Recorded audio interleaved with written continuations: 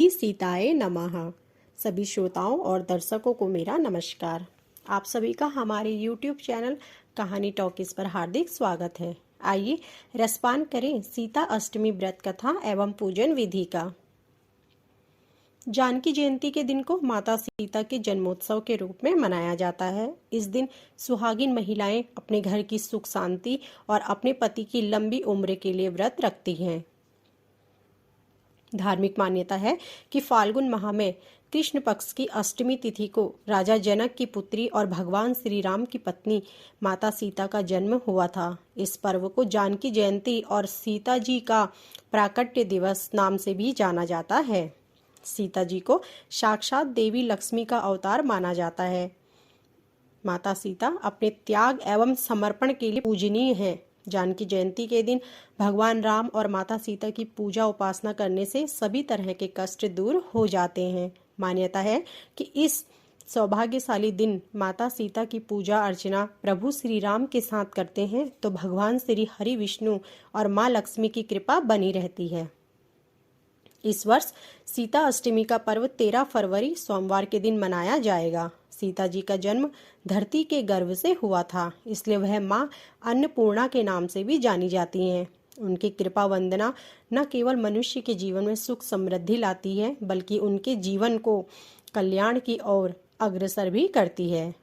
सीताष्टमी का व्रत मुख्यतः सुहागिन महिलाएं ही करती हैं, ताकि इस व्रत से उन्हें माता सीता जैसी ही गुणों की प्राप्ति हो और उनका दाम्पत्य जीवन में सुख का संचार हो।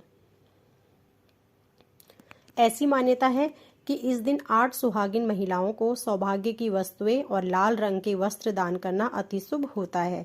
जो इस दिन व्रत रखता है और भगवान श्री राम और सीता माता की विधि विधान से पूजन करता है, उसके सभी तीर्थों के समान पुण्य फल की प्राप्ति होती है।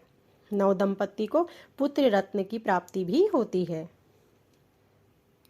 इस दिन माता सीता के लिए सुहागिन महिलाओं की ओर से व्रत रखा जाता है। इस व्रत की पूजन विधि कुछ इस प्रकार है।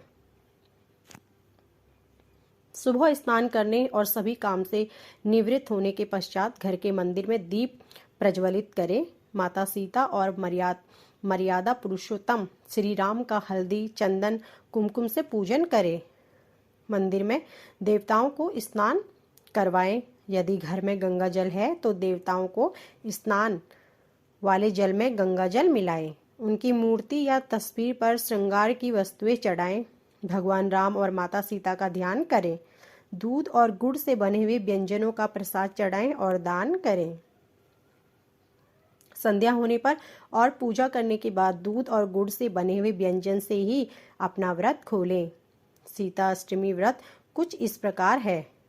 मिथिला राज्य के राजा जनक के राज्य में एक बार अकाल पड़ने लगा। शुभ फल की प्राप्ति के लिए वह स्वयं खेत पहुंचकर हल जोतने लगे। यज्ञ की भूमि तैयार करने के लिए हल से भूमि को जोत रहे थे। उसी समय हल एक मटके पर अटक गया।